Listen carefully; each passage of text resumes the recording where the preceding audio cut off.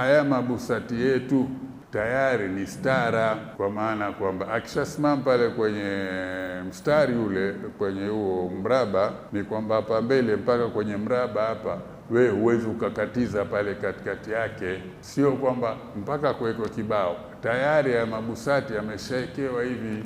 Na kama mimi nitaswali kwenye kiti, mwisho wangu ni hapa kwenye kiti, hata kusujudi siwezi kuvuka magoti. Kwa hiyo ni kwamba uko mbele uko huru, vinginevyo itakuwa mtihani mkubwa. Maana mbele mwisho wake mtu aswali kule mlango wa nyuma kule, kwa hiyo huko kote ni mbele, usikatize. Si vitabu vya labda tablighi, maana saa nyingine wanazidisha mambo.